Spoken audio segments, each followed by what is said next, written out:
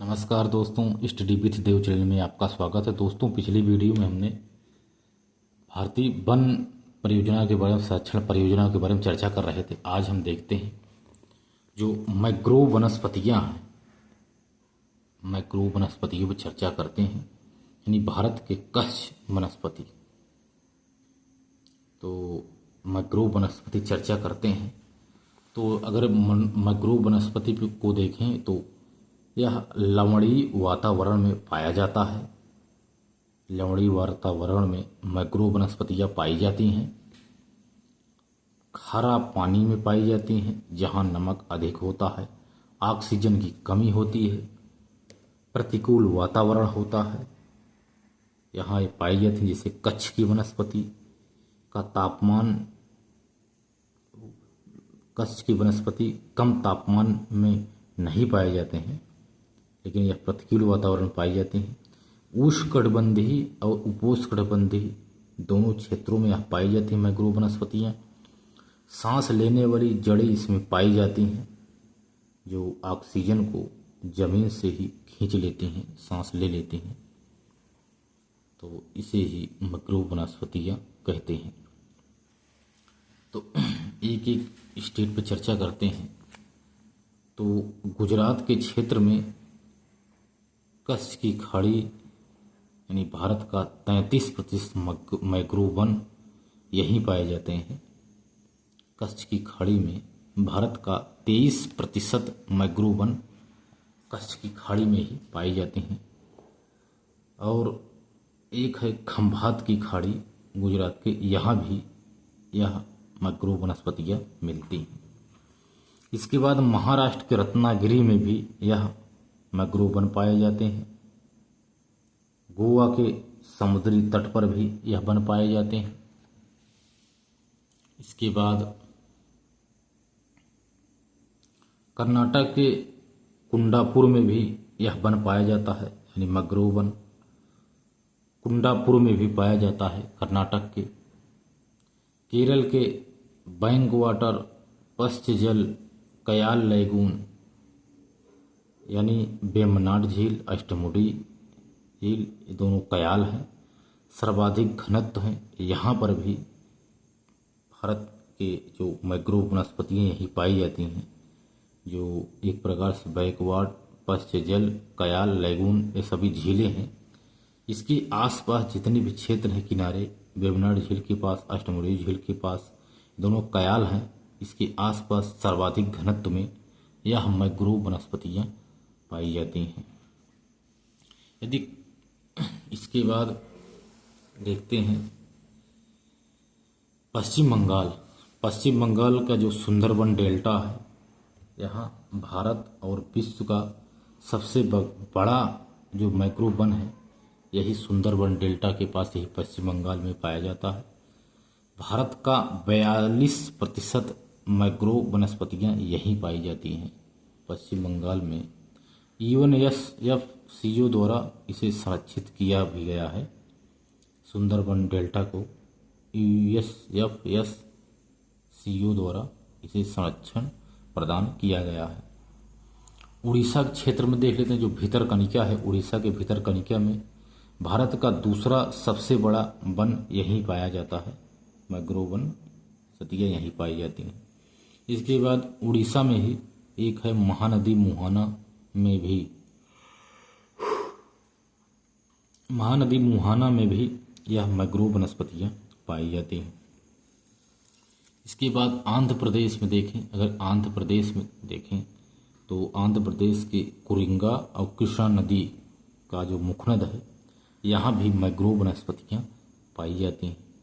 इसके बाद तमिलनाडु के पिचावरम, मुथुपेट, कंजुवेली, कोलिकट, यहाँ भी मैंग्रोव वनस्पतियाँ पाई जाती हैं। अंडमान निकोबार में भी 12% मैंग्रोव वन पाए जाते हैं। अंडमान निकोबार द्वीप समूह में 12% मैंग्रोव वन पाए जाते हैं। दोस्तों, ये थे मैंग्रोव वनस्पतियाँ, आज पे हमने चर्चा किया। यदि कच्छ की जो वनस्पतियाँ हैं, इसके महत्व को देखें तो कच्छ केरल में हमने बताया, वनस्पति है गुजरात के कच्छ में। तब मिट्टी को उपजाऊ बनाते हैं और चक्रवातों से सुरक्षा प्रदान करते हैं तथा मृदा अपरदन इससे कम होता है और तटों को स्थिरता देते रहते हैं। पानी में पोषक तत्व भी बढ़ाते हैं तथा कार्बन अवशोषण का कार्य भी यह वनस्पतियां करती हैं जो कच्छ के क्षेत्र में स्थित है। इसका यह महत्व है दोस्तों। इसके बाद देखते हैं इसरो के प्रमुख केंद्र।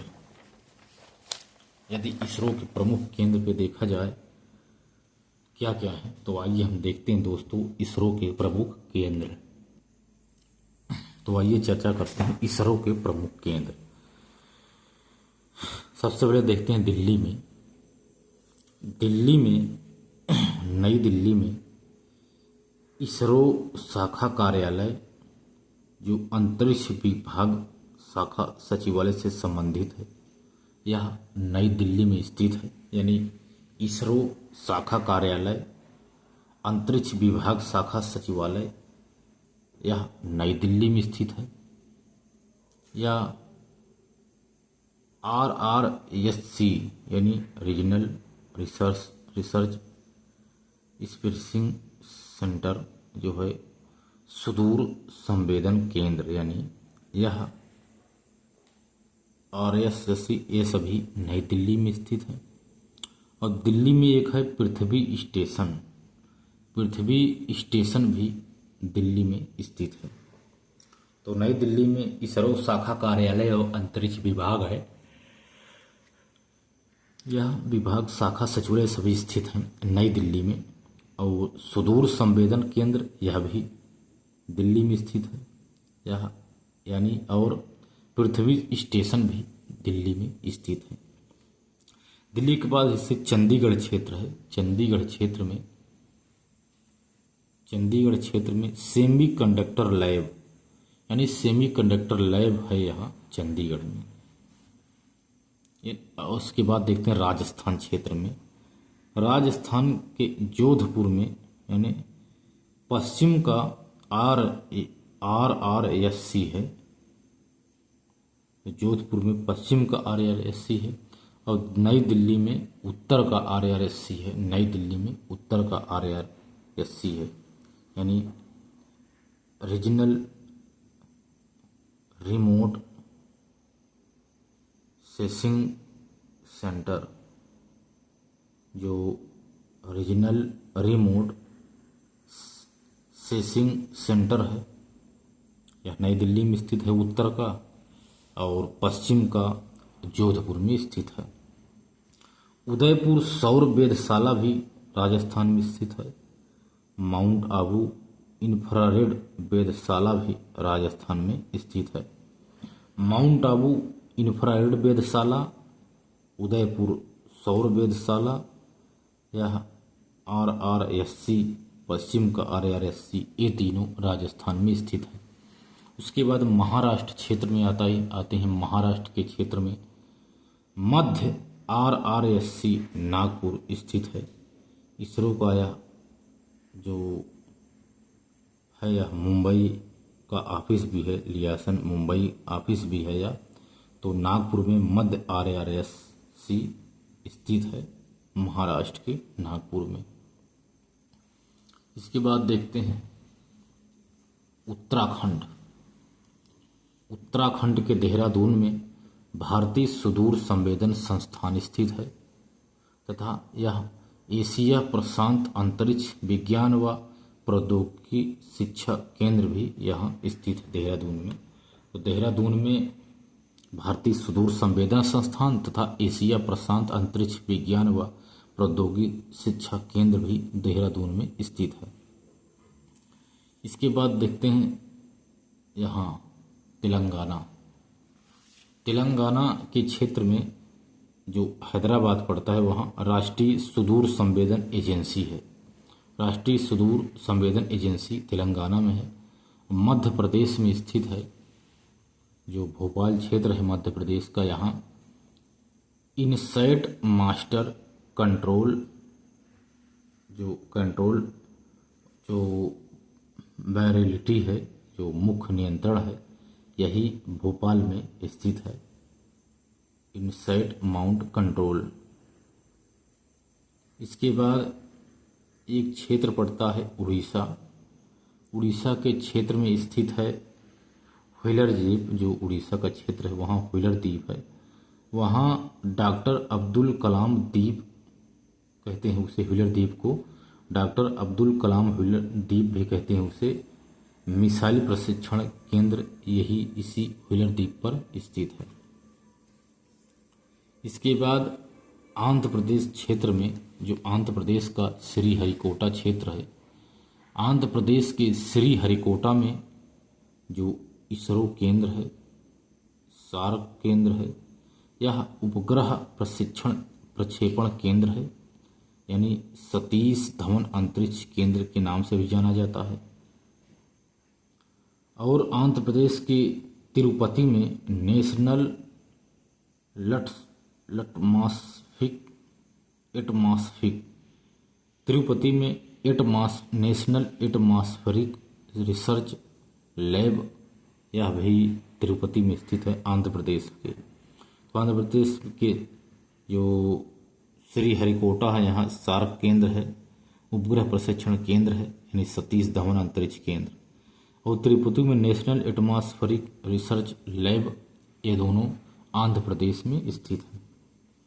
तेलंगाना में, तमिलनाडु में देखते हैं। तमिलनाडु में जो महेंद्रगिरी पर्वत है, यहाँ इसरो लिक्विड और ए प्रजनन कॉम्प्लेक्स स्थित है। जो महेंद्रगिरी है, यहाँ इसरो लिक्विड प्रजनन कॉम्प्लेक्स यहीं स्थित है महेंद्रगिरी में, जो तमिलनाडु पड़ता है। अंडमान निकोबार द्वीप समूह का जो पोर्ट ब्लेयर है, यहाँ डाउन रेंज स्टेशन यहीं पर स्थित है। डाउन रेंज स्टेशन यहीं स्थित है। इसके बाद देखते हैं जो मेघालय का क्षेत्र है।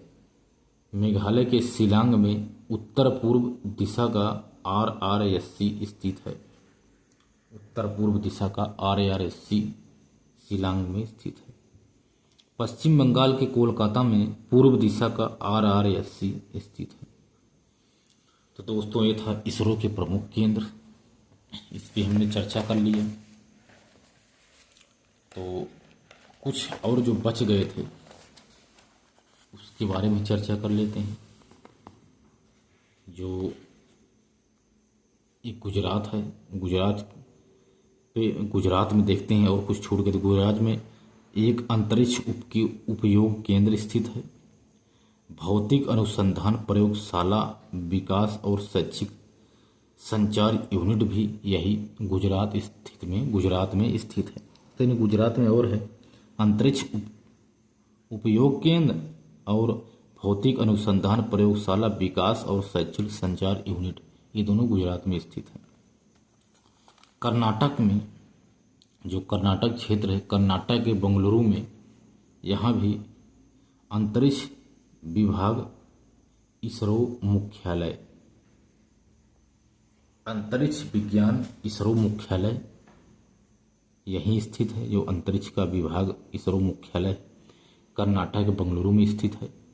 इसरो सैटेलाइट इंटीग्रेशन टेस्ट स्टेटलाइजमेंट जो टेस्ट होता है, स्टेट लाइसेंसमेंट का जो सैटेलाइट है, जो सभी का टेस्ट किया जाता है, यही बेंगलुरु से ही किया जाता है।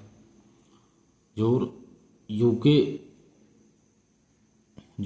है, यूके में जो राव उपग्रह केंद्र है, जिसे द्रव नोदन प्रणाली कहते हैं, यानी LPSC, यह भी यहीं स्थित है।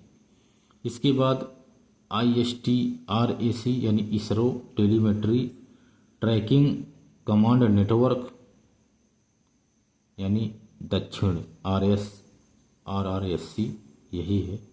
तो यह भी कर्नाटक के बेंगलुरु में ही स्थित है। सभी जितने हैं राव उपग्रह केंद्र यूके राव, उत्तराखंड उपग्रह केंद्र यूके राव, उत्तराखंड नहीं समझ लेना उसको, यूको राव उपग्रह केंद्र है। द्रव नोदन प्रणाली केंद्र या IST, RAC, ये सभी जो संरक्षण केंद्र हैं यह सभी मतलब कर्नाटक के बेंगलुरु में स्थित हैं। इसके बाद new space India limited, human space flight centre, LEOS यानी लाइब्रेरी फॉर इलेक्ट्रो अंतरिक्ष मिशन, ये भी जो क्षेत्र है ये भी कर्नाटक में ही स्थित हैं। इसके बाद एक क्षेत्र पड़ता है हासन। हासन में INSAT और MCE जो सबसे पुराना है यह हासन में स्थित है। बयालू, ये इंडियन डीप स्पेस नेटवर्क और इंडियन स्पेस डाटा नेटवर्क यही है बयालू नाम से। तो बयालू अगर हासन क्या है तो यह INS इनसैट या INSAT बोलो या इनसैट बोलो या MCE सबसे पुराना नाम है इसका पुराना नाम है। हासन का पुराना नाम है, नया नाम है इनसैट।